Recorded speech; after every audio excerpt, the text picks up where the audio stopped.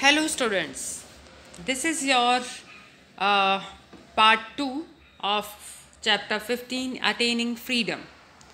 In this we will do the exercises of a chapter. So let's move to our exercise. Number 1 is fill in the blanks with the correct answers. In this let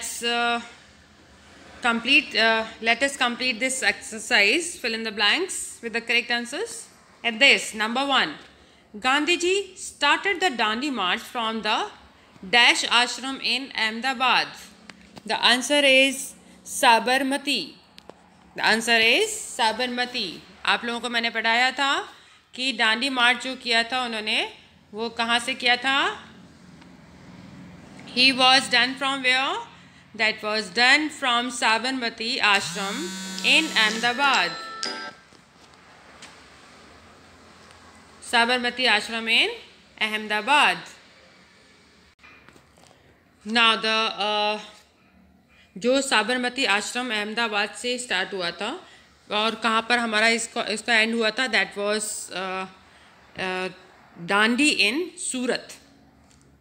ठीक है, Gandhi ji started the Dandi march from the Sabarmati ashram, वहाँ से उन्होंने start किया था और उनका जो ख़त्म हुआ था that was completed where? That was in Dandi in Surat. Okay, now the second one, Bengal was partition in 1905, यानी 1905 में बंगाल का पार्टीशन हुआ था. That was done in 1905. Okay, अब इसके अंदर देखिए और भी जो डेट्स दिए हैं. That was wrong. 1919 दिया हुआ है, 1990 दिया हुआ है, 1905 दिया हुआ है. That the correct answer is 1905, यानी 1905 में पार्टीशन हुआ था. Okay, now the next one is the slogan do or die was coined by dash. मतलब स्लोगन डू और डाई का जो स्लोगन था वो किसने कहा था? That was done by Gandhi जी.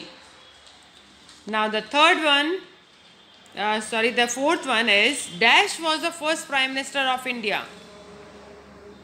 यानी हमारे जो who was the first prime minister of India?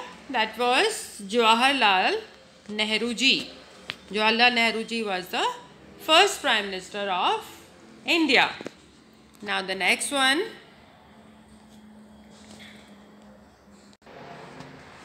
Fifth point देखिए बेटा, इसके अंदर है dash movement was launched to protest the partition of Bengal. वो कौन सा मूवमेंट था? That was Swadeshi movement. That was launch to protest the partition of Bengal. Now let's do the name the following.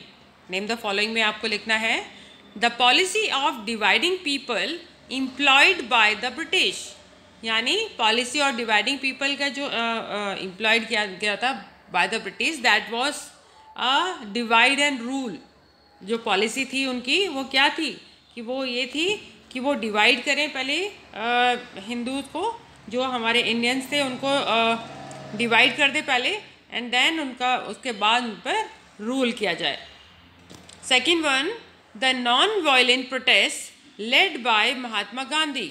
जो non-violent protest था जो महात्मा गांधी जी के द्वारा किया गया था वो क्या था? That was सत्याग्रह, जिसके अंदर कोई भी मतलब लड़ाई नहीं करनी थी, कुछ नहीं था, बस उनको शांति से प्रोटेस्ट करना था. तो that was Satyagraha. Third one, Gandhi ji broke the salt law here after a long march. यहाँ पर गांधी जी ने अपना जो सॉल्ट लॉ है उसको ब्रेक कर दिया था, उसको तोड़ दिया था. कहाँ पर? जो उन पर टैक्स वगैरह लगाया गया था, ये इसी पे है जो नमक पे टैक्स लगा दिया था, उस चीज़ को ख़त्म करने के लिए गांधी जी ने किया था. दैट वाज डन इन डांडी मार्च. वो कौन सी मार्च था जो इसको कहा गया है?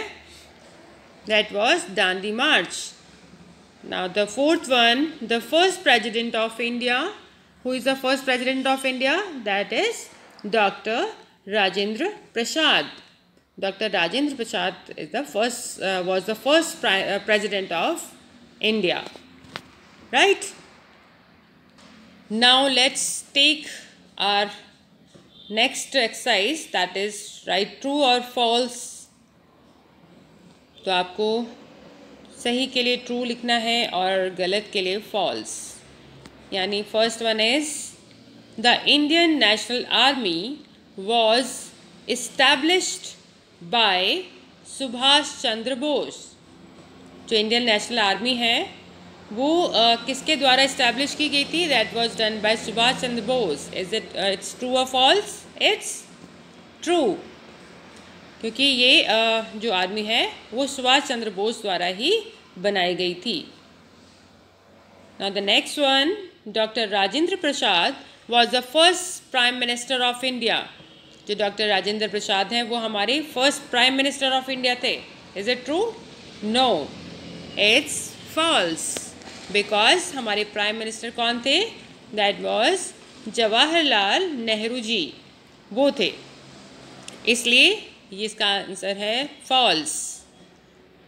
Now the next one, Gandhi ji practised non violence and Satyagraha.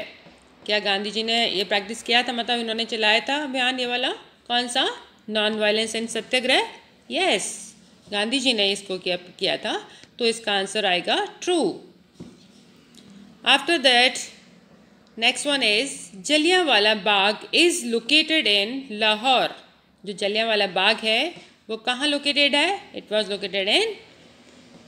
Is located in Lahore. Is it true? No, because Jallianwala Bagh is located in Amritsar. So the answer is false. Now the next one, British goods were burned during the स्वदेशी movement. British good को जो है burn कर दिया गया था, यानी जला दिया गया था. कब? स्वदेशी मूवमेंट में.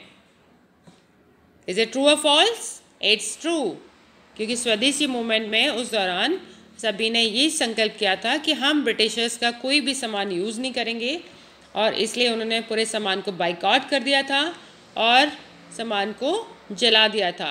उनके जो गुड्स वगैरह थे वो सब कुछ जला दिए थे. सो द आंसर इज ट्रू.